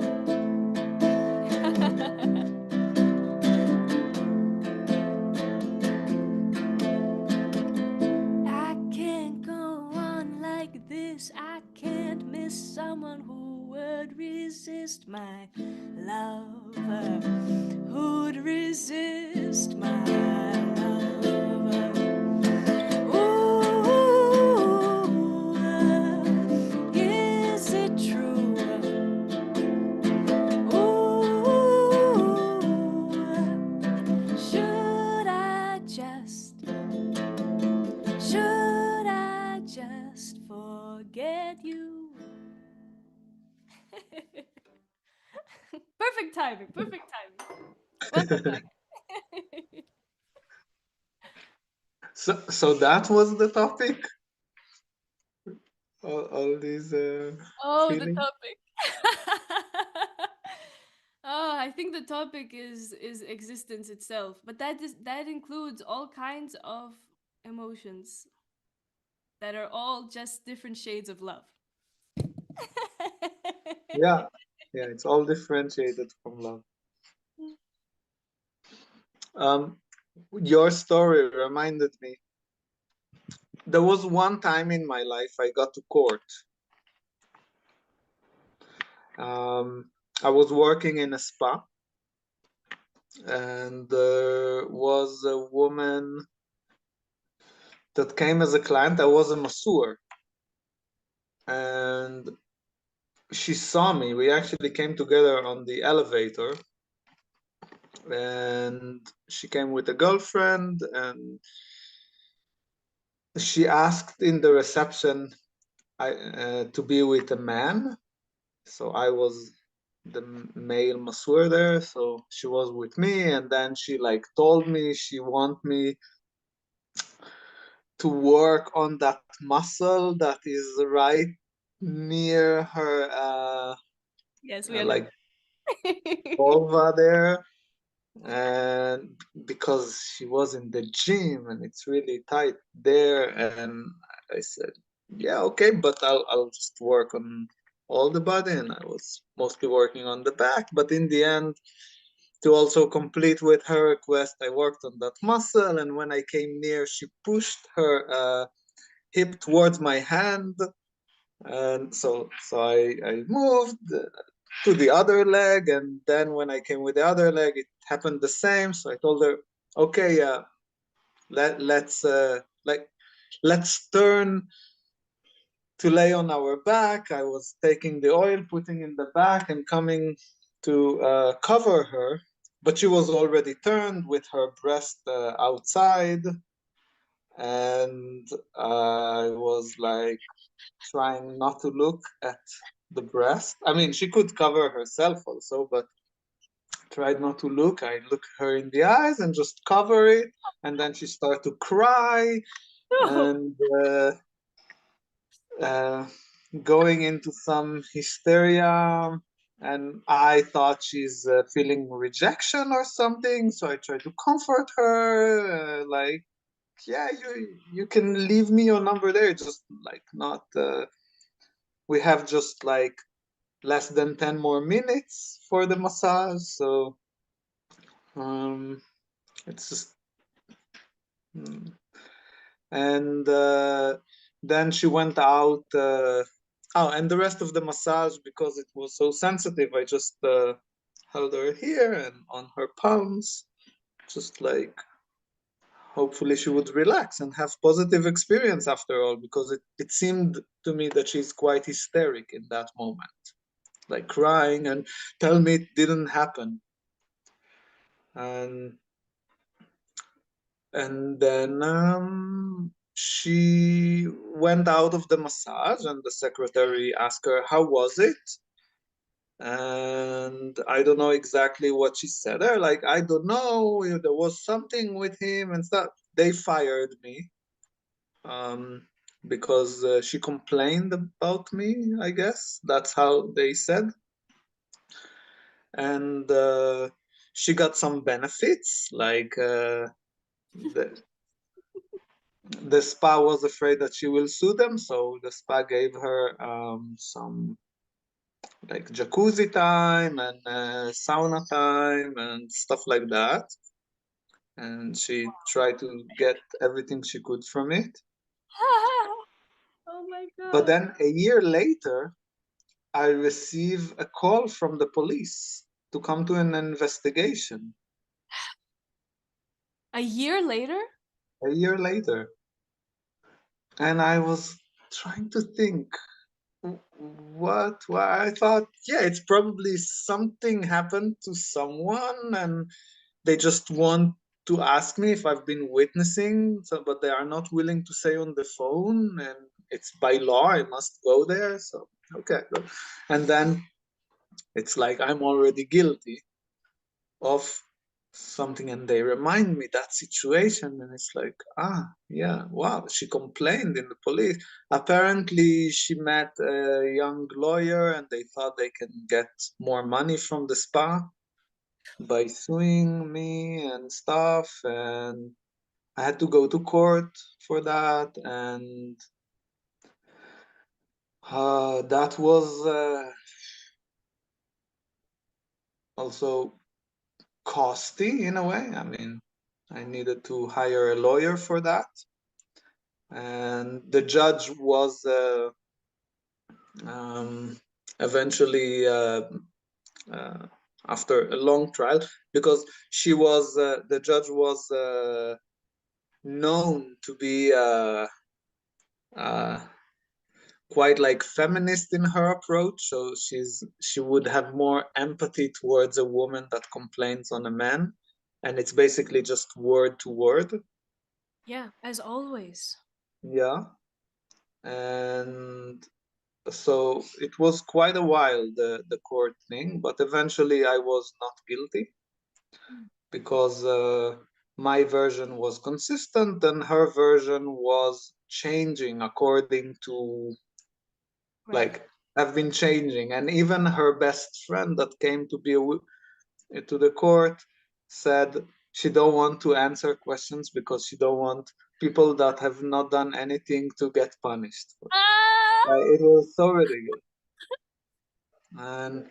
And my lawyer, like when there was that final decision, he was so happy. He's like many years a lawyer. He told me that was his best achievement in his career, because it just never happens that word to word, man and a woman, that the man wins. It's just like stuff like that don't happen. It's like less than 1%. And he's in the field of such cases.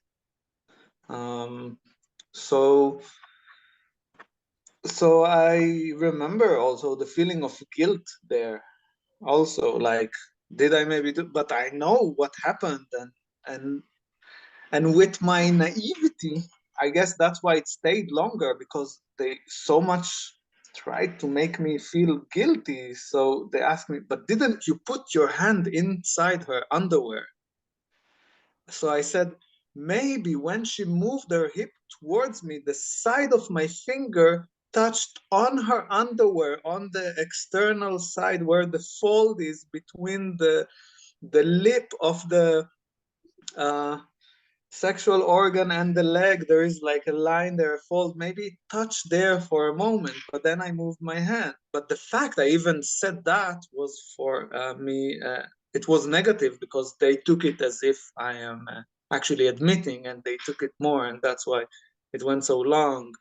It's like Right. eventually, it's like I was too honest in a way, in that, okay, it could be finished sooner if I would say, no, nothing happened, she's lying, like something like that. Who knows? Because then that could be rejected. In a way, you are willing Mhm. to be willing to accommodate another person's truth shows you acting in a balanced way. Yeah, eventually, but also in the ending speech in the court. So part of that is was saying that I was honest in a way that they are not used to see in the court, Hmm. and therefore it took so long, because they were already assuming that I'm not honest, because most people are not so honest Hmm. in there. And the fact I was admitting on those little pieces kind of probably meant that actually there are worse pieces hidden, but Uh, I actually exposed the worst immediately. yeah, it's funny, right? You know, um, your story reminds me that everything is neither Mhm. good or bad.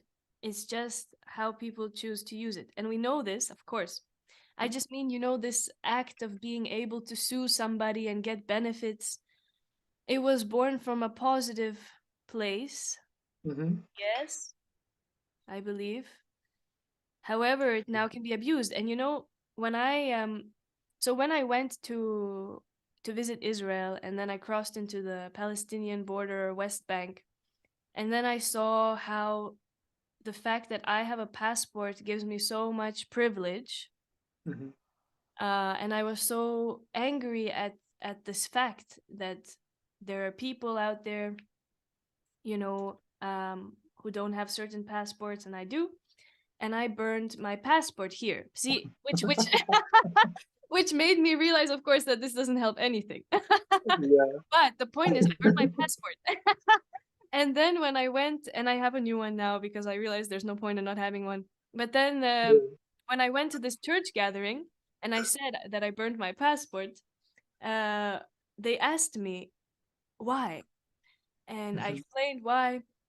And then she said, "Oh, that the woman who asked me said, oh, that's interesting because my son works, I think in the security department or at the airport, something like this." And he said it's so annoying to him when people destroy their passports because it's a way that they illegally enter Iceland, and then they get their status here, and then they can't be deported. So people flush their passport down the toilet, abusing Mm. fact that now they have to stay here. And I was Mhm. like, what? So you can abuse your privilege as well? It's not just something that is like the government uh restricting you. You can also use that against them and restrict yourself. And so I understood, like, oh, the passport is not good nor bad, it's just power and the different ways people use that power, either to control others or to make it,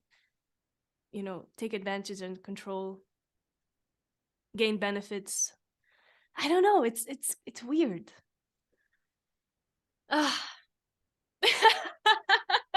It's like, do we need passports? Do we not need them?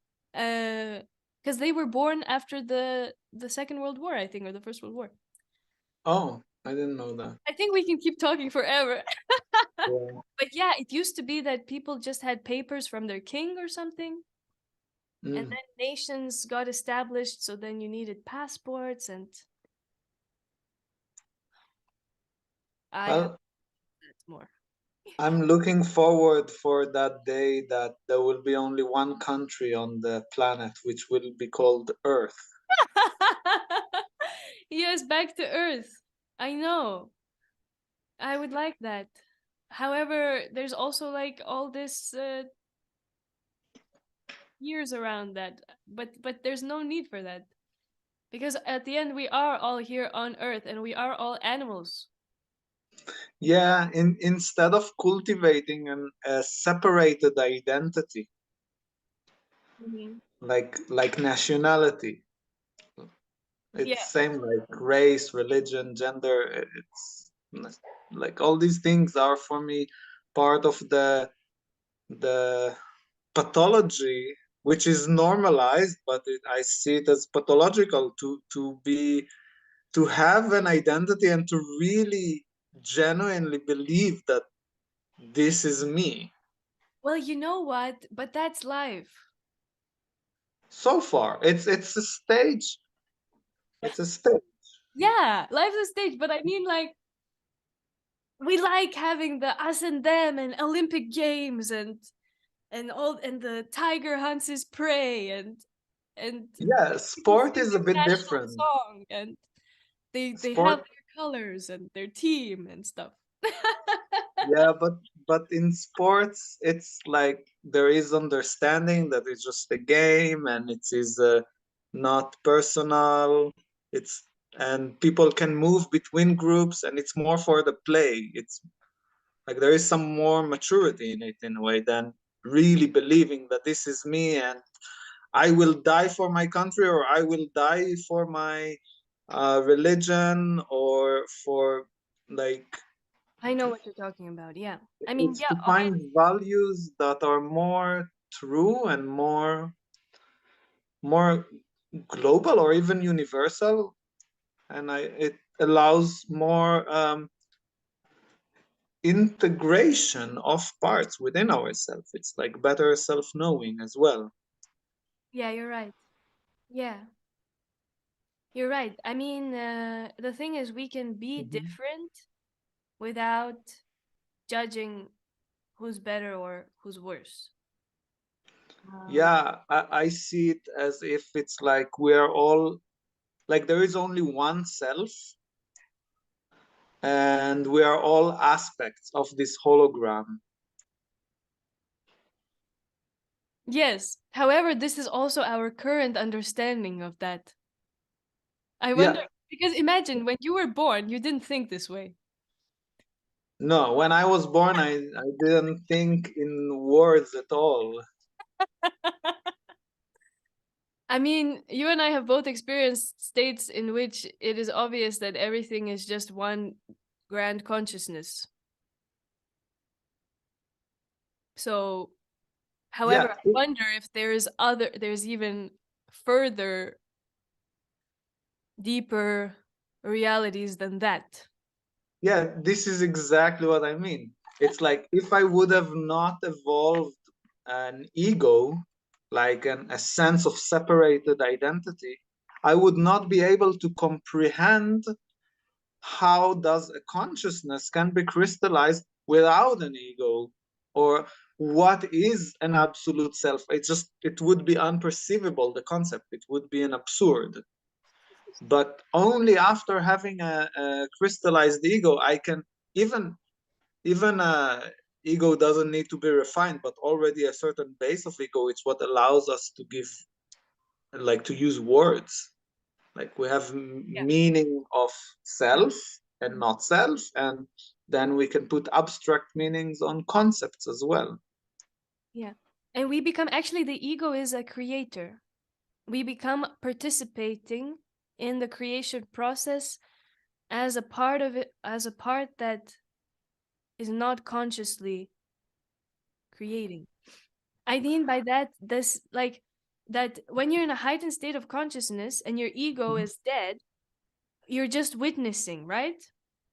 Because your thought Um, becomes one. So you're not even speaking. Like, it's tricky to say the ego is dead because hell yeah, it's not. without the ego, there is no No witness. distinguishment between me and not me.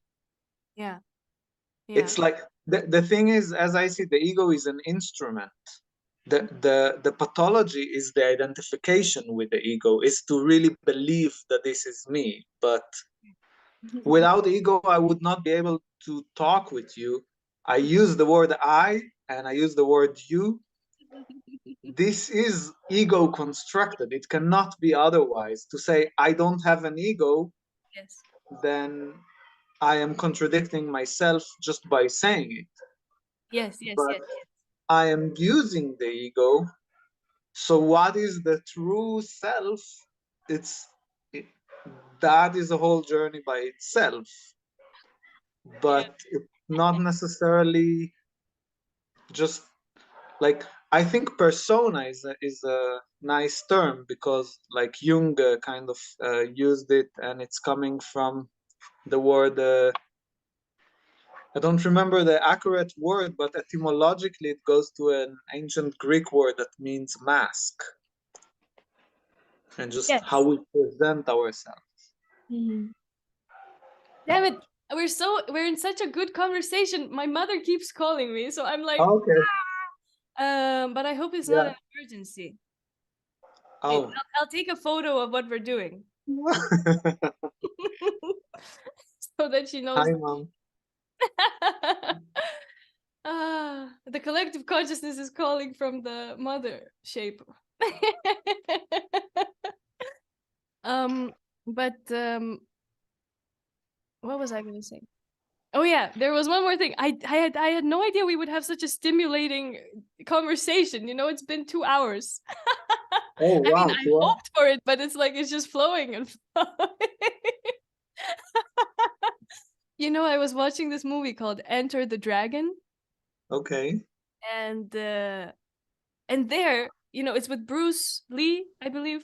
It's from 1970s, and he's, you know, Okay. fighting, and he's talking to his master about, you know, what he knows, and he says the main thing is, or not the main thing, but he says the opponent does not exist. Hmm. This is the underlying concept of this martial arts. The opponent does not exist. Yeah, the end.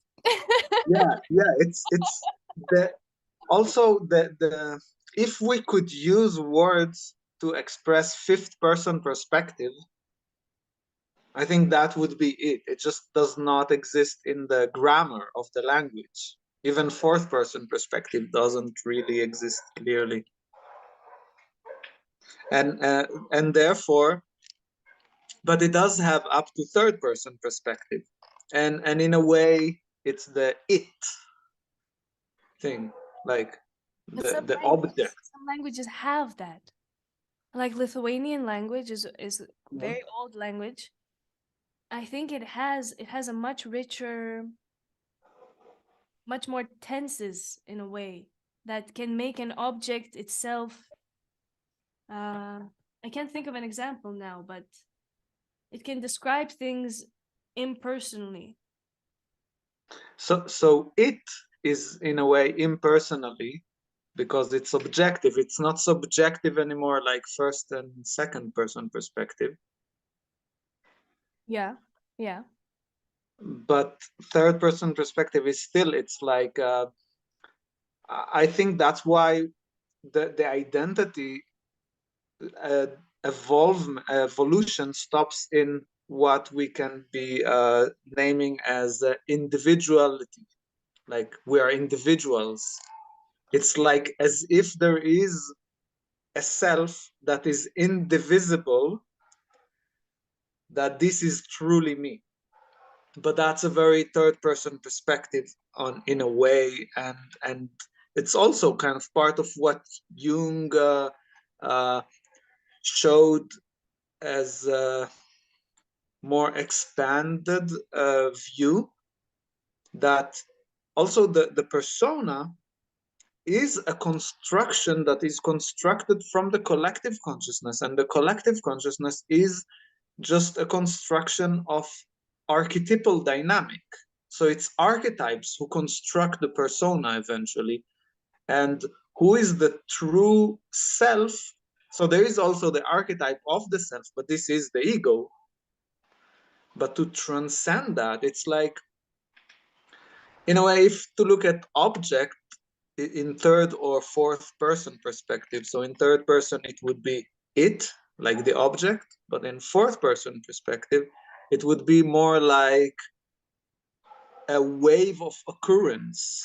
It's not exactly Right, it, right. like as stagnated. Perceived by the perception of the yes.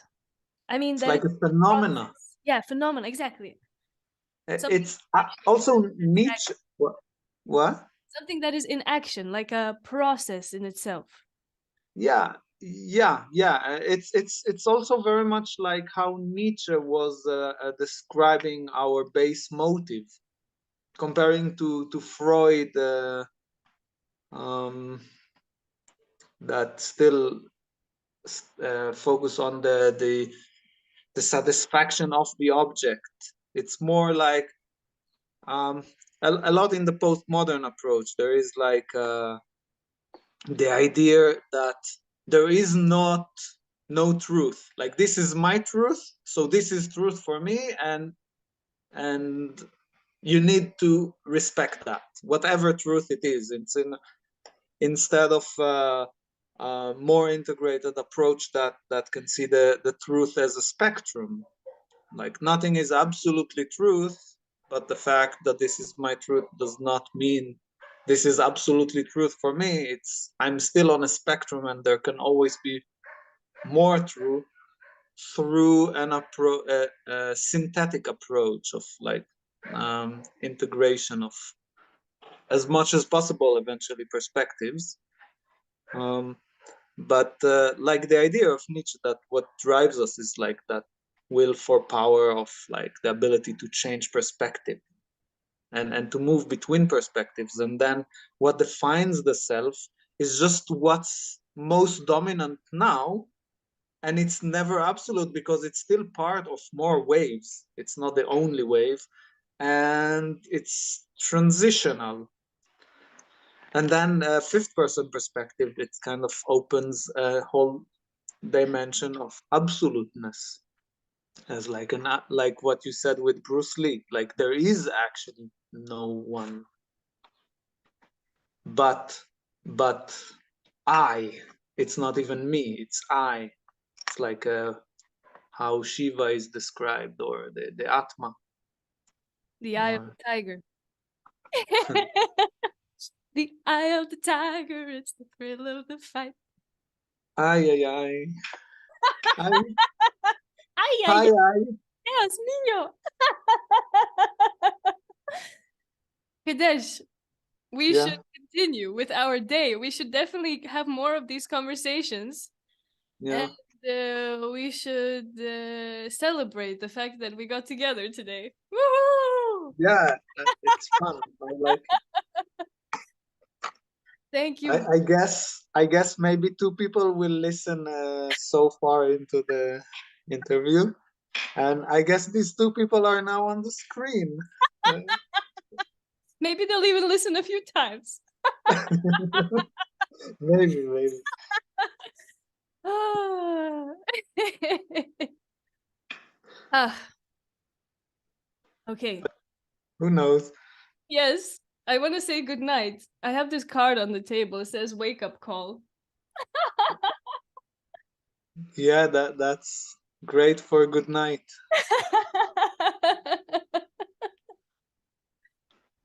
Ah, Yeah, it's daytime. It's when are you light. coming? When are you coming back? Um, I'll be back in about a month from now. Okay, it actually doesn't matter at all. Well, but the thing is, for anyone listening, Kadesh will be back in a month from now. So you can Yeah, start scheduling appointments today. you can see the event I'm gonna do. I think you will see it in the Facebook. Sure. Cool. Okay, everybody, we're ending the live stream right now. Thank you very much, Kadesh. Thank you, Thea.